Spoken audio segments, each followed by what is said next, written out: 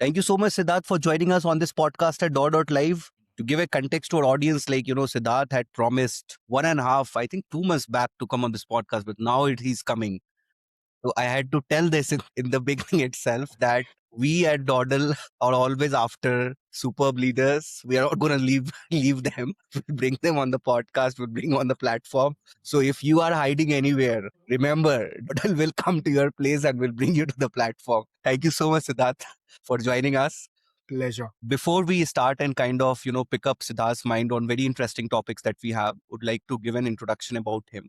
Siddharth is a seasoned, chief marketing officer with a deep expertise in brand transformation, digital growth, and corporate communications across various industries like healthcare, fintech, and consumer sectors as well. Currently, he is leading marketing at Dr. Batra's Healthcare, and where he drives enterprise-wide brand strategy, demand generation, and business growth initiatives. He has held, prior leadership roles at Waycool Foods, Yes Securities, and other financial institutions where he has built very high impact marketing functions spanning ATL, BTL, digital and performance marketing. He's known in the industry for his, for blending his strategic vision with execution excellence to accelerate brand equity and revenue growth. Again, thank you so much, Siddharth, for joining us. Pleasure, Rishikesh. Thank you for having me on the show and be after my life. Actually, I'm very, very shy kind of person, unlike other marketers, to come on such kind of platforms. But thank you, thank you. You have given me courage. So before we begin, I must congratulate you for the commendable work that you are doing, because bringing together a lot of experts from diverse set of industries and diverse set of geographies, also one episode after another, is mind blowing, truly impressive, and thank you for that. I'm sure people must be enjoying the kind of talent you are bringing on board, and they get to understand from different set of experts and experiences. I hope I live up to the expectation whatever I know. Thanks for being supportive and always being humble, Siddharth. I've known you for the last 3 months now and met very few people who are as humble and, as supportive as you are. Thank you so much. Thank you. Siddharth, the first thing is that, you have built brands and you have built brands across healthcare, agri-food supply chains and financial services. What was the most defining career moment when you reflect that basically changed the way that you think about marketing leadership? It's a very tricky question. Actually, it's been so long that I've been part of the industry. I actually forgot what went right and what went wrong. But yes, it's been a long journey, Rishikesh. There were multiple setbacks. It's not about very fancy kind of journey. Yes, we see the first shift was immediately after completing my college. I started my own venture of advertising and PR. What happened was there was no experience, and we took some good decisions where we tasted early success, and we became complacent also. And in that complacency, we have to some certain decisions which didn't go our way, and gradually we have to shut down that business. So the important learning was that success or failure should not move you much. You stay consistent, you stay calm, whatever situation, and do your job with all the hearts and soul that you can put in. So that was one part. Then coming to the corporate life, 14, 15 years I spent in BFSI industry. There were a lot of things that I've learned, because every company that I've joined within the BFSI space have their own set of processes, systems, the way how they treat internally their people and externally the client. But the one principle remain consistent was trust, transparency, and brutal transparency, brutal trust.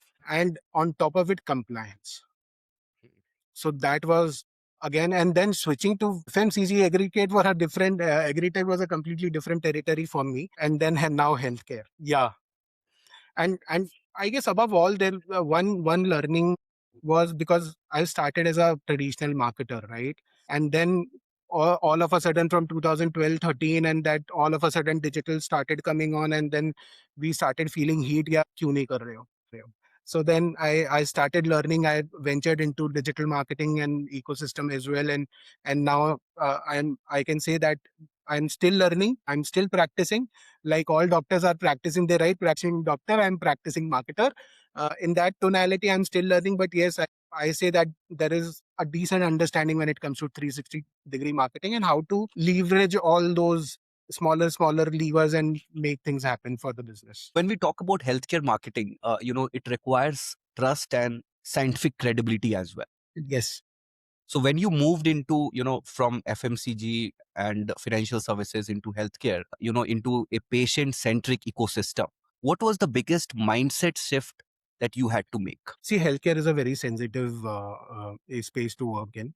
Um, so the mindset of campaign based thinking to outcome based thinking was the biggest shift that I guess I've experienced in the last 2 years. I'm still learning because there are a lot of jargonization is there, and I'm trying to simplify it, because see, complex within the system is fine, but ultimately the end user, which is patient, is consuming the content, and you are looking to basically bring them on board. It's also a business, well, where you are building a business of somebody's bad health, so you can't be very transactional about it. You have to be you have to drive your narrative very carefully with a lot of care and empathy.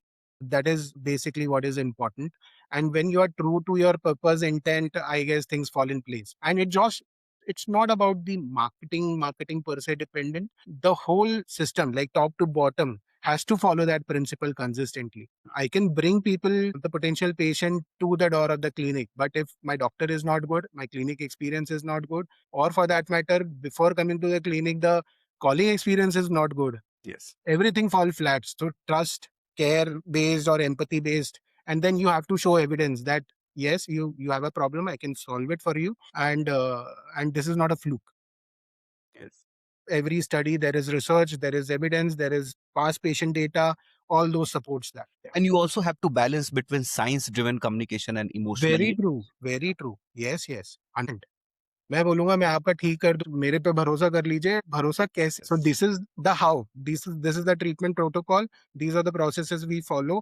How we measure your overall outcome over a period of time. Let's say you have joined for 1 year, then every 3 months there will be a detailed discussion with the doctor that you have come with certain things. These are the lab test reports, and then after 3 months you have improved this. So every 3 months we measure, and this is a very rigorous process. Now, we talked about mindset shift, but then also, since you have led brand transformation for BFSI, agri, food, and healthcare, would you like to reflect upon a few principles of brand building that remains constant across industries? I guess I take an example of anchor and sail. The anchor, or the sutradhar, whatever you call it, Mm. is the paramount of everything that you do. Every organization has its principles, values, purpose, intent, whatever Yes. that bigger brand related terms you can thought of, but how you follow it, how you behave around it, and the entire ecosystem has to behave around it, right? Yes. So that is one problem. When one thing that is important. Then when it comes to BFSI, it is about trust and transparency, and also Yes. compliance, because you are dealing with people's money, and it is hard earned also.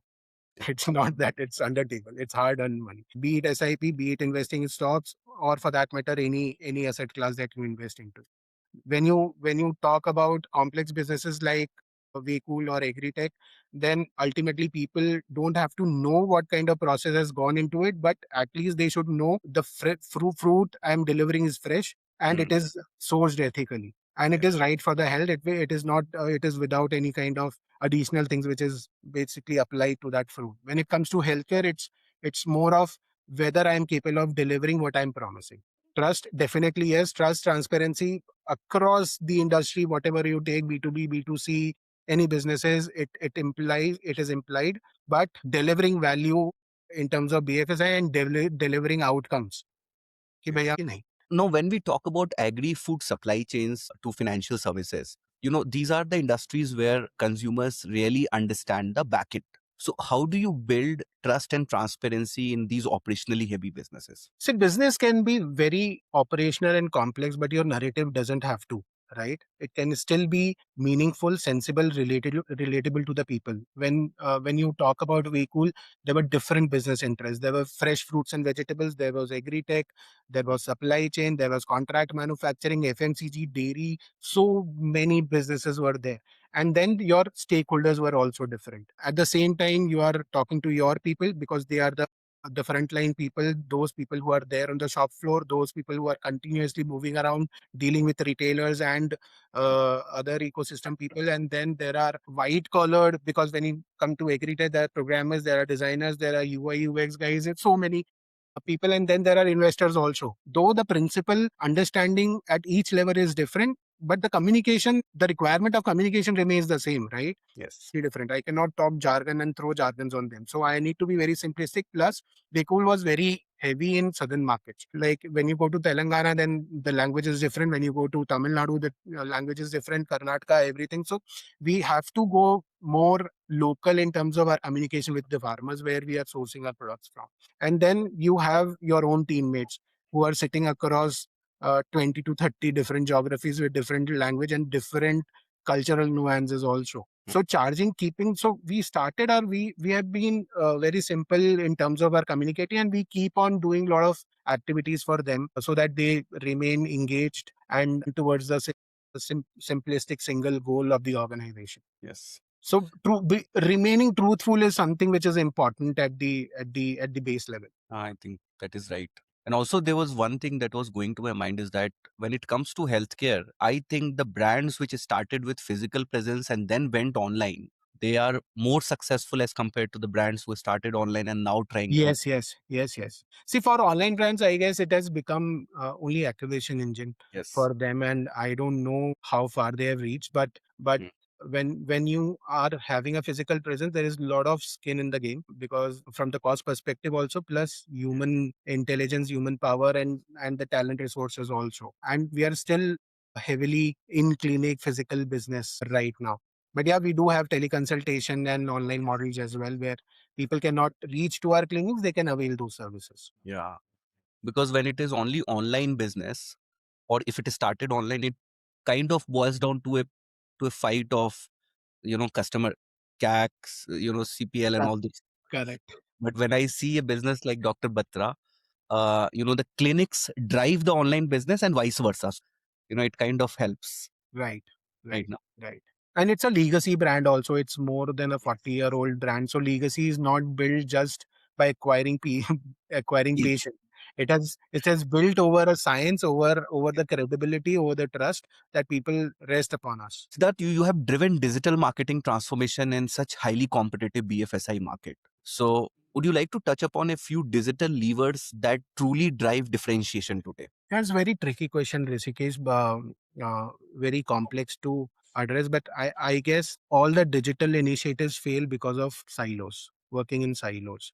That is the biggest challenge across organization, be it a small organization or a large scale organization, because every department has their own KRAs and they drive their own agenda rather than sitting on the table, across the table, talking about what the organization needs, rather than that departmental thing. The need for the department always supersede need for the organization many a places I have seen, and that's why these transformation initiatives fail in first place. So you need to first have a ecosystem and mindset, whether all the stakeholders has to break that silo and come into one room, discuss what is the use case, how it can be scaled. So that is the first part. The second, once the buy-in is there, then you can still go to the market, figure out what all solutions you need, what all thing needs to be automated. Whether AI is required or not is a secondary question, right? There are still not many organizations which cannot afford the kind of tools AI, the kind of pricing which AI tools are charging. So still, India still has time to reach that. But under the table, it is the kind of speed AI is taking over a lot of things is phenomenal, and we are also testing lot many things here. And the early shoots are really good. Yes, AI. I can bring scales definitely, but the stakeholder has to know what they require it for. Right from end to end campaign management, definitely yes. Creating content, definitely yes. Replacing or enabling your call center team, definitely yes. Bringing data analytics under one roof, definitely yes. So there are a lot of health cases from the health and medical side of it. Case taking is a very important aspect when it comes to homeopathy. There is a detailed consultation which happens in homeopathy, and then the prescription happens. So that case taking can be done through a co-pilot. That is one. All the repertory, we call it repertory, where all the insights of homeopathy related things are stored, and then you can cull out depending on the kind of symptoms you have and what kind of person you are. So that can be very well automated. And AI can actually help doctors bring that diagnosis to the precision. Yes. Yeah. This is very insightful. And when you look ahead, what major shift do you foresee in brand building and customer engagement over the next 2-3 years? 2 3 years is still a long time now these days. Exactly. That's why. Interestingly, because see, 5 years back when I was we used to think that यार 3 साल का 5 साल का 10 साल का plan क्या हो अभी तो नेक्स्ट ईयर क्या होने वाला है so I guess that window has Hmm. shrinked a lot. Yes. But one thing remains clear that AI is not your enemy. Any technology is not our enemy. They actually bring a lot of junk things out of our life. We can have a co-pilot which can bring things to scale, while human intelligence will still largely be part of it for some time, at least in India, if not the entire world. But that human psychology, understanding, Yes. making it more human led content is something, and the community part of it. The one the guys who can very well balance between technology and how to bring that human element will survive. I guess not for 3 years, 2 years, maybe longer, but you never know. Never say no. Now, one last question is that Yes. which is the industry that you have loved working the most? I guess Waycool was one of the best organizations I have worked. Unfortunately, things didn't work out for the business right now, but the kind of scale, the kind of authority and responsibility given to me, it was also, by the way, for the first organization where I have actually got my overseas experience as well. Otherwise, BFSI is purely Indian. You can't do anything about it unless until you have that NRI kind of, and that is also very minuscule. When it comes to Waycool, I got access to Middle East market, East Africa, Vietnam, like I was talking to you before this, and then Thailand, entire Southeast Asia, and then UK, USA also. Because Agri-Tech is required by everybody. And India, somehow I'm very proud that the kind of technology we have built here, Hmm. and it way too frugal, way too cost effective vis-a-vis the same machine if you buy in US, UK, or for that matter, any place. So the 10 rupees machine, I just give an example. Kenya, we were promoting our IoT device for farmers. If you build there, it was costing you more than 1.5 lakh rupees in our currency, and we were selling it at 45,000. In Kenya, it is 3 times. So you can imagine how that cost will multiply when it comes to US, UK. Yeah. So we cool, and there were multiple dimensions to the overall role. So I was hired for managing marketing for fresh fruits and vegetable business. But over a period of time, in 3-4 months, I guess I have been given 7 brands, 9 brands to handle, which diverse, which were completely diverse when it comes to nature of how that group brands were targeted to, and for whom it was targeted to. So Sensa was a brand which was into IT, Agri-Tech solutions, right from sourcing to finances. Then one of the brand was this Kitchen G, which was more of a staple kind of brand. You have masalas, you have dry fruits, you have rice and all.